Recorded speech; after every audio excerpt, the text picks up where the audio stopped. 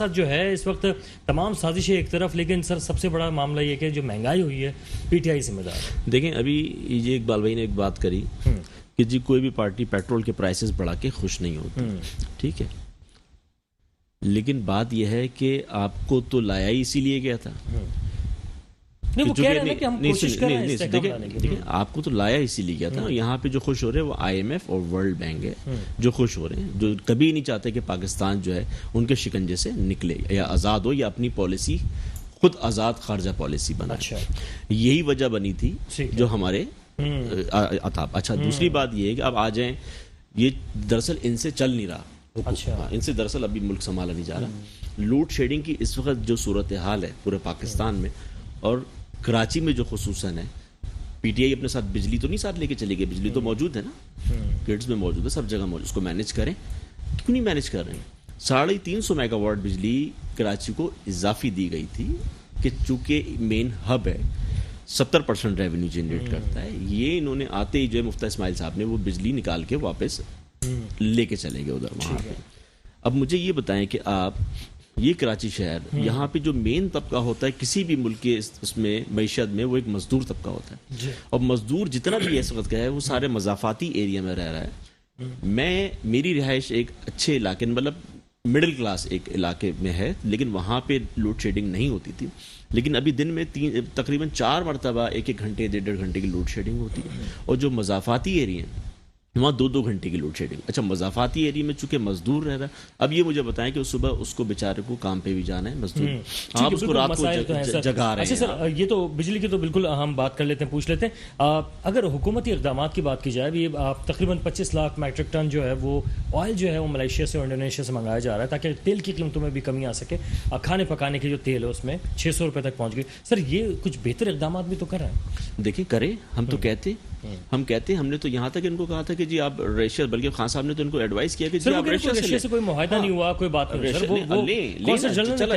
دیکھیں چلے جائیں نا، بات یہ کہ چلے جائیں. ظاہر سی بات ہے ایک بات کا آغاز تو کرنا پڑتا ہے نا. نہیں سے آپ چلے جائیں، وہ اچھا ہے، وہ کٹ پرائز کے اوپر دے رہا ہے 30% پہ. آپ اس سے آئل بھی لے سکتے ہیں، آپ اس سے گندم بھی لے سکتے ہیں. دوسری بات یہ ہے کہ تھوڑا سا اگر یہ پہلے میں آپ کو بتاؤں وقار بھائی، اگر جب زرداری صاحب پیپلز پارٹی حکومت تھی، زرداری صاحب اس وقت صدر تھے، تو آپ کو یاد ہوگا ایران گیس پائپ لائن معاہدہ ہوا تھا. یاد ہوگا آپ کو، ایران نے اپنے حصے کی پائپ لائن جو ہے پورے بارڈر تک لے کر آ گئے تھے، سارا اس نے کام کر دیا تھا. زرداری صاحب اس وقت لیکن انہوں نے ایک اینٹ بھی نہیں رکھی. ابھی بلاول صاحب جو ہیں وہ اچھا ہے کریں، لیکن اس وقت یہ دور سے یہ گزر چکے ہیں، اس دور سے ان کو کر لینا چاہیے تھا. ٹھیک ہے انور صاحب، آپ کیا سمجھتے ہیں کہ اچھا چلیں عمران صاحب سے پوچھ لیتے ہیں. سر صحیح سمت میں نہیں جا رہا تو کس طرح سے جا سکتا ہے اور کیا آپ کو غلط کیا لگ رہا ہے؟ دیکھیں سب سے پہلے تو میں آپ کے اس پروگرام کے توسل سے یہ بتا دوں کہ لوگ جو اس وقت پروپیگنڈا کر رہے ہیں، جی جتنے عرصے پچھلے سالوں میں جو قرضہ نہیں لیا حکومتوں نے، جو پی ٹی آئی نے حکومت نے قرضہ لیا، سب سے پہلے تو میں آپ کو فگرز بتا دوں. 3.5 سال میں 47 ارب ڈالر کا قرضہ لیا، جس میں سے 27 ارب ڈالر ری پے کر دیے. اس کے بعد بچے آپ کے پیچھے 19 ارب کے بعد 6.5 ارب ڈالر جو ہے وہ انٹرسٹ ادا کیا. اس کے پیچھے آپ کے پاس بچ گئے 12.5 ارب. 12.5 ارب کے بعد 7.5 ارب ڈالر کے 7 ارب ڈالر کے ریزرو ہم نے بنائے. تو ٹوٹل اگر قرضہ لیا گیا جو ہم نے لیا تھا تو وہ 5.5 ارب ڈالر آپ اس کو جو ہم نے لیا اس وقت حکومت. جو کورونا کی مد میں اربوں روپے آئے تھے، جی اب سن لیجیے، اور وہ جو 1 ارب ہر مہینے بچا رہے تھے کرپشن کی مد میں. دیکھیے سنیں، بات یہ ہے کہ جو آپ کورونا کے باوجود بھی جب پوری دنیا ڈسٹرب تھی، لیکن پی ٹی آئی نے اور عمران خان صاحب نے جس طریقے سے حکومت چلائی، تو یہ کسی سے ڈھکی چھپی بات نہیں ہے کہ 10 ممالک میں شمار ہوتا ہے، بہترین طریقے سے لے کے چلے.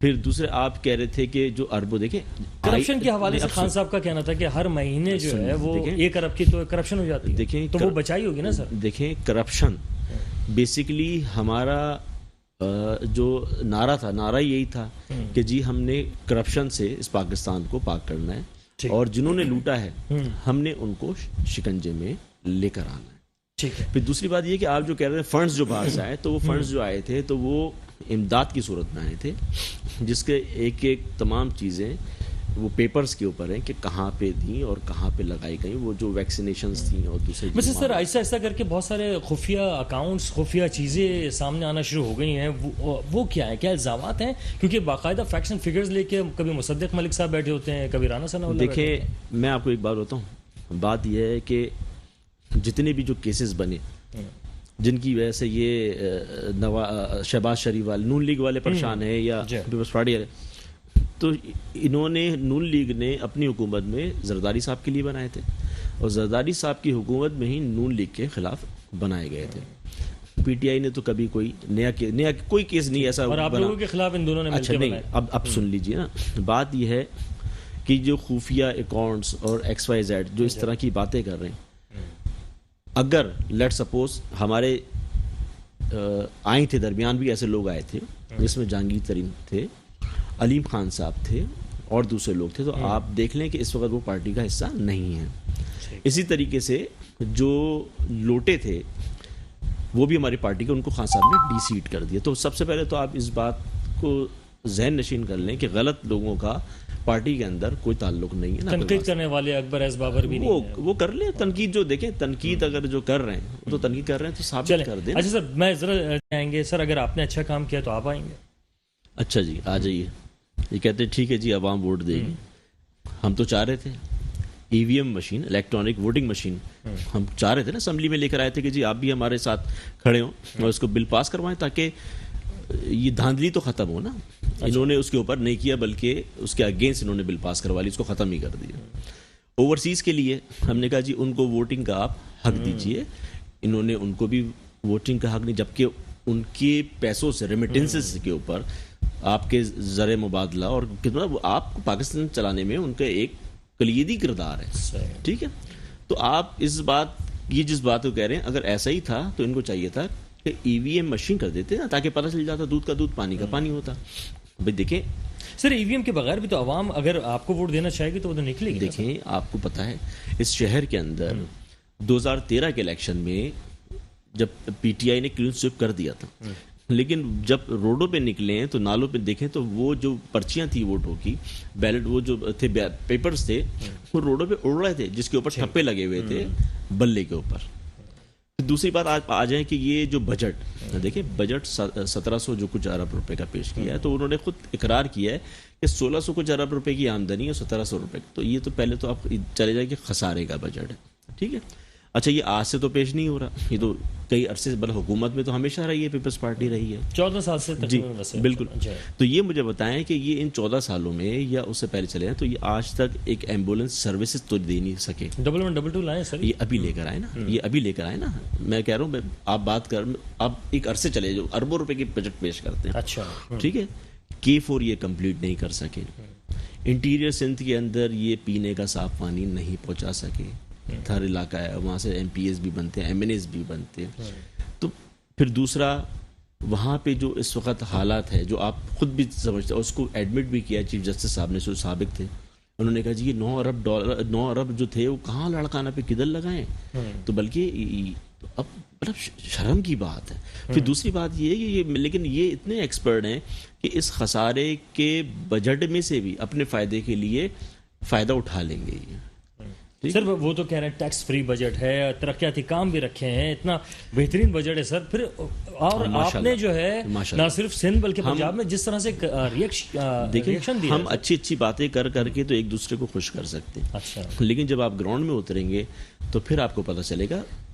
ہم نے جب حکومت میں تھے ٹرانسفارمیشن پلان کے تحت 700 ارب روپے دیے تھے، جس میں سرکولر ریلوے آپ کا اس وقت کام چل رہا ہے، جس میں سے ملیر ایکسپریس وے پہ آپ کا کام چل رہا ہے. K4 ہم نے دوبارہ اسٹارٹ کیا، FW کو دیا جس کے اوپر کام چل رہا ہے. محمود آباد جو مین نالے تھے، محمود آباد نالے دوسرے ہم نے صاف کیے، اس کے اوپر ہم نے کر کے دیا. تو یہ چیزیں یہ وہ چیزیں جو دکھ رہی ہیں. ٹھیک ہے سر، دکھ رہی ہے. جی السلام علیکم. سب سے پہلے تو میں آپ کو ایک بات بتاؤں، یہ جو اس وقت حکومت آئی ہے اور یہ جو بیٹھے ہیں اس وقت حکومت میں، تو یہ جو ان کا بیانیہ تھا، سب سے پہلے تو یہ بیانیہ یہ لے کر آئے تھے کہ جی ہم نے مہنگائی کے خلاف ہم احتجاج کر رہے ہیں اور پی ٹی آئی نے بہت مہنگائی کر دی ہے اور ہم حکومت کو اتاریں گے. پھر اس کے بعد جو بھی معاملات ہوئے، حالات و واقعات آپ کو پتہ ہے، سازشیں ہوتی رہیں، اس کا حصہ بنے، اور جتنے بھی یہ کرپٹ تھے سارے عناصر سے سب ایک ہو گئے. لیکن بات یہ ہے کہ سوال عوام یہ سوال کرتی ہے، چونکہ میں بھی ایک اس پاکستان کا شہری ہوں، میں پوچھتا ہوں، ظاہر سی بات ہے میں بھی اپنی گروسری گھر کی لے کر آتا ہوں، آپ بھی لے کر آتے ہوں گے، تو ذرا ان سے یہ تو پوچھا جائے کہ آپ جس مہنگائی کے خلاف آئے تھے، کیا آپ نے وہ مہنگائی ختم کر دی یا وہ مزید مہنگائی آپ نے بڑھا دی؟